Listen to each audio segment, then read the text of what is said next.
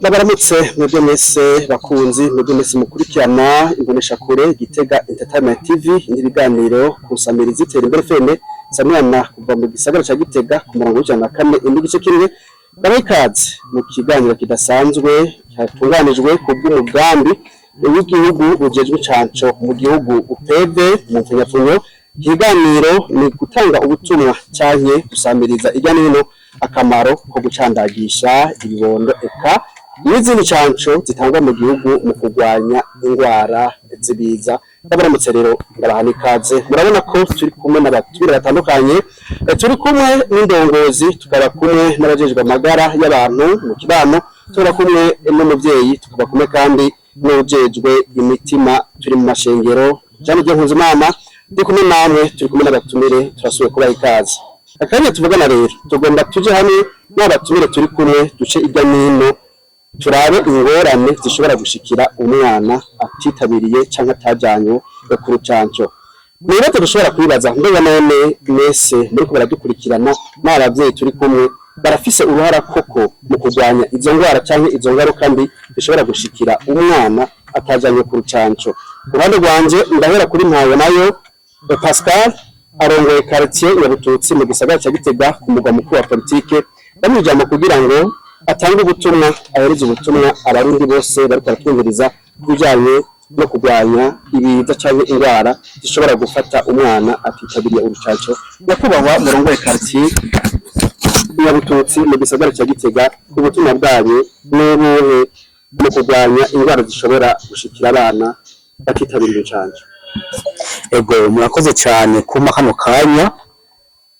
Bisanzwe uruhara rw'abatware ku mitumba cyangwa ku makartier n'intangere muri iki gikorwa cyo kurwanya izi ndwara z'ivyaduka, kuko ni nabo begereye bene gihugu. Ni kuvuga iyo habaye ihimiriza izananye n'aba bajejwe iby'amagara y'abantu, twebwe mu ntwaco rero tukaja hamwe nabo dukorana, ukuvuga abanyomba kumwe bagacimbiri eka n'abandi bafise uruhara muri quartier, tugahimiriza abene gihugu kugira ngo ubwo rucanco leta iba yahamagariye abene gihugu rukorwe neza. Aho naho rero turabikora rimwe na rimwe. Murabona ko ubuhaje n'ubuhinga bwa none dusanzwe dufise n'amagurupe menshi duhuriramo muri quartier. Hari igihe tubicisha mu magurupe ya WhatsApp, hari n'igihe dukorana utunama duto muri quartier ku mabarabara, ndetse birashika n'ikindi gihe usanga twafashe abo dukora tugaca kunzu kugira ngo umugambi leta iba yatanze uvyerekeye urucanco uheze ugende neza. Murakoze cyane. Yari Mpawe nayo Pascal, indongozi ya quartier ya Bututsi mu gisagara ca Gitega ku mugwa mukuru wa politike, ariko kandi ni kumwe na Nduwimana Françoise muremesha kiyago akukira ivuriro rya Gitega. Muremesha kiyago, mbega none ingwara zikunze kubangamira abana batitabiriye incanco mumaze kubona ni nk'izihe ingwara twavuga ko zishobora gusinzikaza umwana mbere bikanagora? Ego murakoze kumpa ijambo.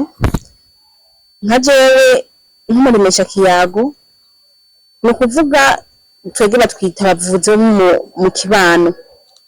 Ahantu tukunze kuba turiko turatembera turakunze kubona abana bafatwa n'ingwara y'ubukangu, ariko muri bino bihe si nyinshi kuko abavyeyi ba kino gihe baritaho incanco, kuko turagerageza kubahimiriza kugira ngo nabo bitabire incanco. Ubu unye izo ngwara ntizikibonetse cyane, turafise amahirwe. Abavyeyi kenshi ubu unye baritaho incanco, kuko nta gihe na kimwe tutabahimiriza kujana abana ku ncanco kugira ngo izo ngwara ntizibafate, kuko barabizi neza umwana adacandazwe afatwa n'ibintu vyinshi. Hari ingwara nyinshi zifata abana badacandazwe batahejeje incanco baziciriye hagati. Ni ukuvuga rero abo unye nibo dukurikirana kugira ngo izo ncanco bazimare, kugira ngo izo ngwara ntizihutire kubafata. Kera baravuga ko ingwara y'ubukangwe yashobora gufata umwana hanyuma akagira ubumuga.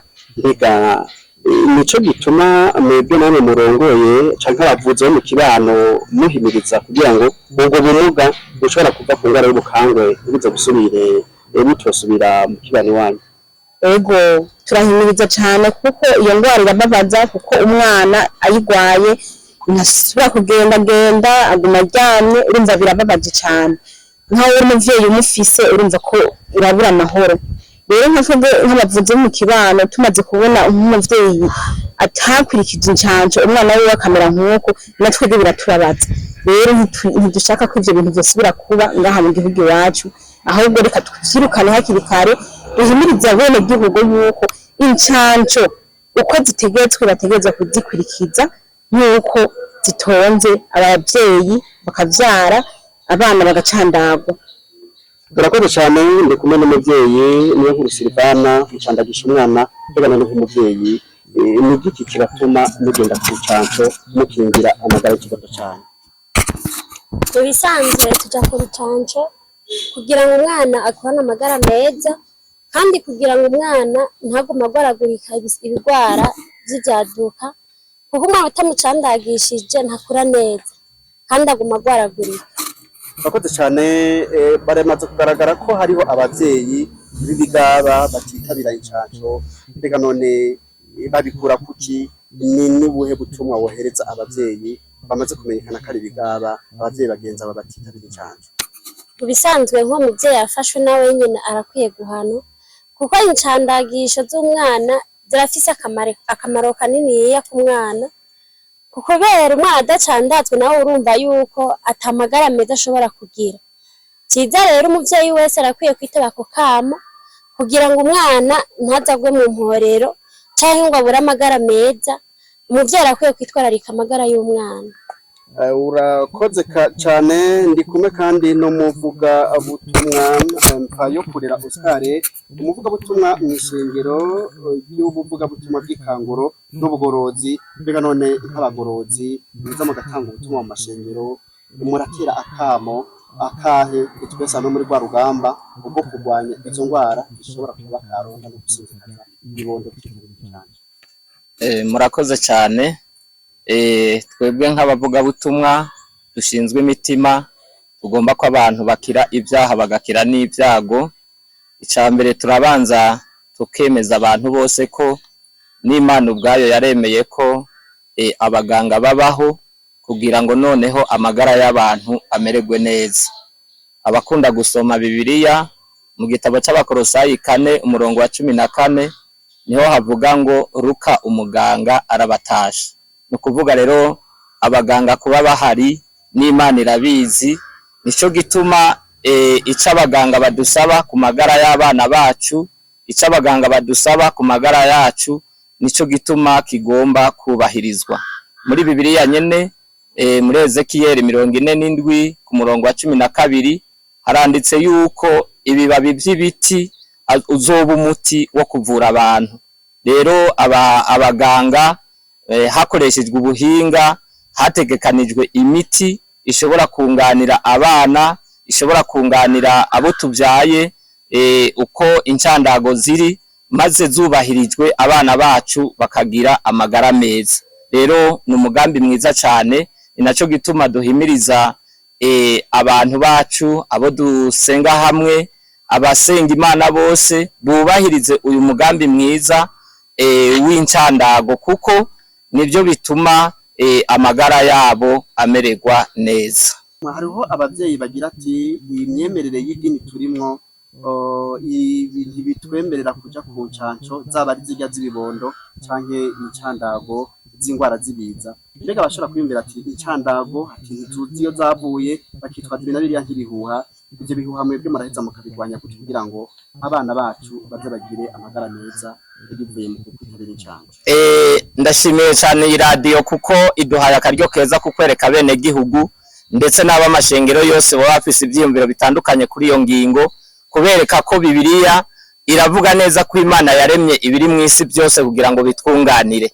Abahinga rero bafashe bize ubumenyi, batunganya imiti ishobora kuvura ingwara zitandukanye hakoreshejwe ivy'Imana yaremye. Iyo umuntu rero agwanije uyo muco akagwanya urucanco ruvuye ku vyaremwe, ni iby'ukuri abagwanije Imana ubwayo yaremye ibyo biremwa byo kudufasha. Nico gituma rero duhimiriza abantu kurwanya Imana hari igihe umuntu yibwira ngo n'ibindi byaha bindi byo hirya yibi, ariko iyo utumye abantu benshi bapfa kubera ubutamenya kandi ari we wabitumye, ni bimwe mu guharurwa ko nawe wahungabanije agateka k'amagara y'abantu. Rero ijambo ry'Imana rirabitubwira. Luka umuganga yari umuganga avura hakoresheje ivy'Imana yaremye. Byanditswe mu Bakolosayi igice ca 4 ku murongo w'14. Murakoze. Murakoze cyane. Ndumvise ko twese hamwe tujya tuti incanco zingirakamaro ku bavyeyi n'ibibondo, mbere n'izo ncanco zikarwanya indwara z'ibida. Twotera bene igihugu bo muri kiki turongoye, ndetse mbere ni n'akamo ku barundi bose, kuko muri rusange incanco ni kirumara, kandi incanco murabona yuko leta yacu yayifashe mu ntoke, aho yemereye abene igihugu kubacanca izo ndwara ku buntu, nta kigoro leta iba yarakoze.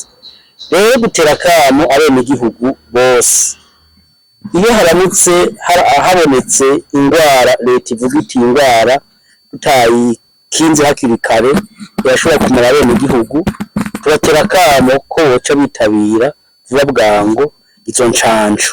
Nabo kamo notera muri rusangi abene igihugu turongoye, ndetse n'abarundi bose. Murakoze. Nawe Pascal Ndongo bya Karitsiye, turagushimira cyane. Ego murakoze cyane namwe kuri kano kanya mwaduhaye. Nta kamo notera abavyeyi cyane bo ngaha muri kino gihugu cacu c'u Burundi, nukuri turabasavye natwebwe nk'abavuzi mu kibano, turabasavye kugira ngo bitabire cyane incanco, kugira ngo bakingire ibibondo vyabo arivyo vyacu, arivyo bene Burundi. Jewe nibaza yuko nk'umuvyeyi yaciye ubwenge yumvise urucanco bakiruvuga gusa, nukuri ntadidigere kuja gucandagisha umwana, kuko ni ku buntu, nta mahera atanga. Nibaza yuko ucandagishije umwana ntaco homba. Akamunotera abandi bavyeyi nkanje, turakwiye kwijukira amagara y'abana, tukijukira n'amagara yacu, kuko amagara n'amazi aseseka ntibayora. Rero muri rusange nk'abavyeyi tubana mu kibano, turakwiye kwijukira kurwanya izo ndwara, kandi tukavyijukira cyane ku buryo ata muntu yoza kugira ikibazo c'indwara. Na burya barinze bazana izo canco, tukemera tukaheza twariko turakora kugira ngo dukingire amagara yacu, tukaja kwikingiza. Akajambo ka nyuma novuga mpanura bene wacu abavyeyi dusangiye kurera, ni ukubanza kubona ko leta ibifashijwemo n'Imana yarakoze uko ishoboye kose, ahatandukanye umuntu aba irahashira amavuriro, yaratworohereje kugira ngo ntitubangamigwe. Natwe rero twari dukwiriye kudafata minenegwe uyu mugambi, na cyane w'incanco z'abana bacu, kugira ngo mu gihe ca kazoza abana bacu ntibazobe ibimuga, mu gihe ca kazoza bazoba abantu bakomeye na kare, haba no mu vy'Imana umuntu muzima ni wahimbara Imana. Rero tugasozera tubashimira haba n'abadukurikiranye, bashishikare gushira mu ngiro umugambi bahimirizwa n'abatware baturongoye, bahimirizwa n'iyi radiyo, bahimirizwa n'abajejwe amagara y'abantu, kugira ngo ntihazogire umuntu apfa yiyahuye, kandi uburyo bwo gukira bwaratwegereye hafi. Murakoze. Abakora bakunzi imbonesha kure Gitega Entertainment TV n'abakunzi b'isamirizi Iterambere FM, sabira bakaba mu gisagara ca Gitega, ndabashimira cyane, ndabifurize ibihe byiza, ariko kandi no kwitabira incanco icandagisha abana bacu, no kwitabira izindi ncanco zikinga indwara ziza, ntiharambe amagara meza mu gihugu cyacu.